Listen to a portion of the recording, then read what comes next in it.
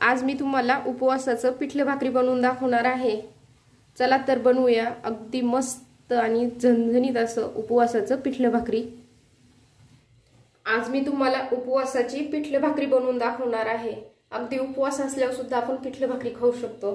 तर आपण ती भाकरी बनवणार आहोत ती भगर, राजगिरा आणि साबुदाण्याची असं मिक्स पीठ दळून आणलेलं आहे मी।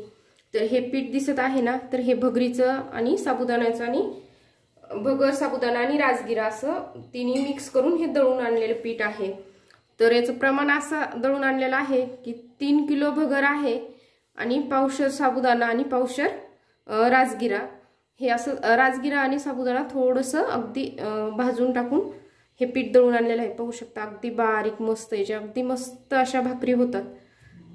हे पहा, चला तर मग मी तुम्हाला आज मस्त अशी उपवासाची भाकरी बनवून दाखवते। भगर म्हणजेच राई पण म्हणतात त्याला, पण आमच्याकडे भगरच म्हणतात। तर ती उपवासाला चालते, तर याची आपण आज मी तुम्हाला या पिठाची भाकरी बनवून दाखवणार आहे। चला तर बनवूया। हे पीठ मी चाळून घेतलेलं आहे।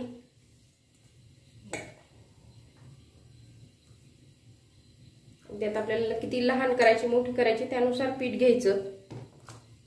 हे पहा अगदी थोडंसं मीठ टाकतात म्हणजे आपल्याला ही भगरीची भाकरी खाण्यासाठी अशी टेस्टी लागते। थोडं थोडं पाणी घालून हे पीठ मळून घ्यायचं।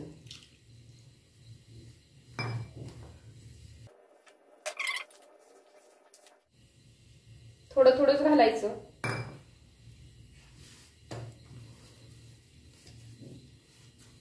हे पहा अगदी चांगलं मळून झालेलं आहे, पाहू शकता। तर आता याची आपण भाकरी बनवणार।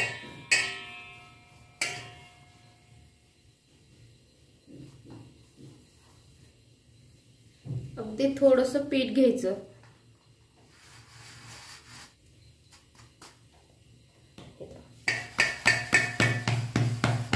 अगदी या प्रकारे अशी थापायची। अगदी थोडी थापली आपण, थोडीशी एका हाताने थापून घेतली की हे दोन्ही हाताने आपली अशी नॉर्मल भाकरी करतो तशी।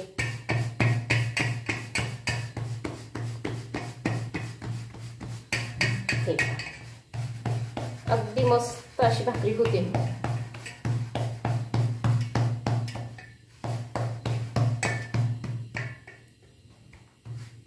पाहू शकता किती मस्त अशी भाकरी झालेली आहे।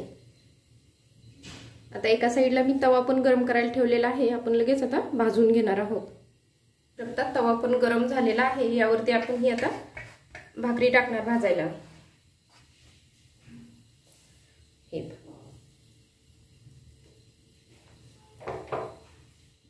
अगदी वरतून थोडं पाणी लावायचं।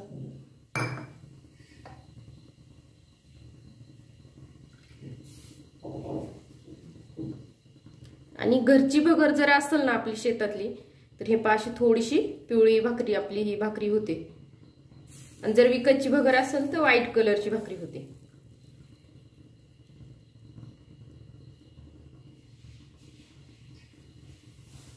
हे पहा थोडीशी पचली, पण या साईडला लगेचच पलटून घेणार।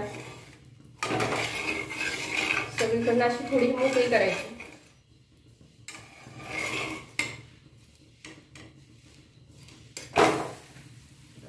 आता या साईडने आपण चांगली भाजून घेऊया।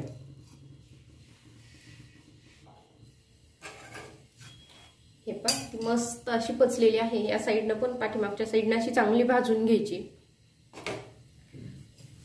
आपली ही भाकरी पचलेली आहे। आता ही भाकरी आहे की नाही आपण अगदी गॅसवरती भाजणार आहोत।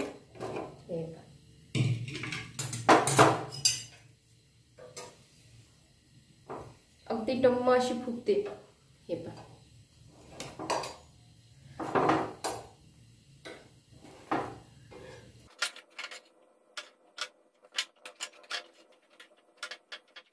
पाहू शकतात किती मस्त अशी आपली ही भाकरी मी गॅसवरती भाजलेली आणि फुगलेली आहे। अगदी मस्त झालेली आहे आपली ही उपवासाची भाकरी।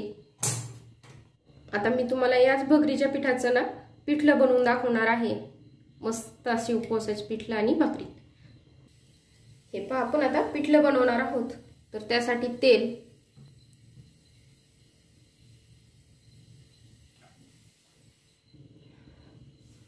टाकलेलं आहे। तेल टाकल्याच्या नंतर लाल तिखट 1 चमचा टाकलेला आहे आणि पाणी.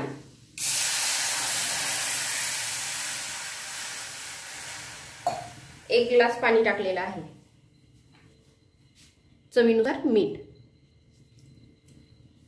आपल्या या भगरीच्याच पिठापासून आपण हे पिठलं बनवणार आहोत. अगदी आपण आता याला उकळी येऊ देऊया.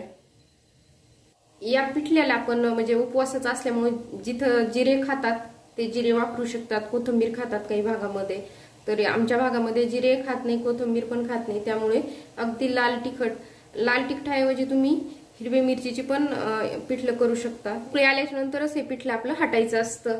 तर हे पहा, हे उलथणं घेतलं, याच्या मागच्या साईडने आपण हे पिठलं हटून घेणार आहोत.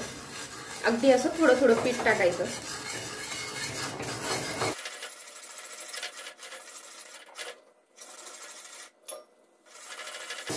आता आपल्याला किती घट्ट करायचं किंवा पातळ ठेवायचं त्यानुसार हे हटताना पीठ कमी जास्त करू शकता.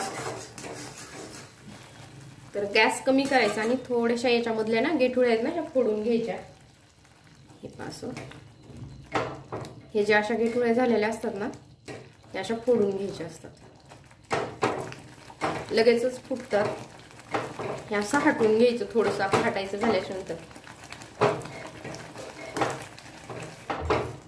अगदी आपण हे आता 2 ते 3 मिनिटं चांगलं शिजून घेऊया. तुम्ही पाहू शकता किती मस्त असं रटरट शिजत आहे आणि मस्तही झालेलं आहे हे. तर याला आपण आता शिजवून घेऊया 2 ते 3 मिनिटं होतं. तर हे 3 मिनिटं झालेले आहेत. आपलं हे पिठलं झालेलं आहे उपवासाचं. पाहू शकता किती मस्त असं झालेलं आहे. पाहू शकता किती मस्त अशा ह्या आपल्या उलह्या दसम्या झालेल्या आहेत उपवासाच्या. आणि पिठलंही झालेलं आहे. मी आता ताटामध्ये घेते. पाहू शकता किती मस्त असे झालेलं आहे. मस्त असं पिठलं.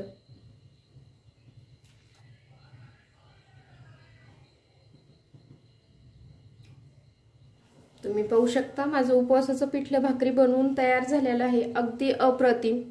हे पहा, अगदी जवळून दाखवते मी तुम्हाला. हे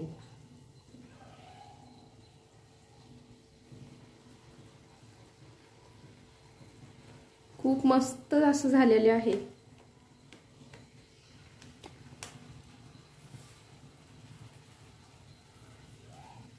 तर हे मी बनवलेले आज भाकरी व पिठलं हे तुम्हाला कसं वाटलं ते नक्की कमेंटमध्ये सांगा.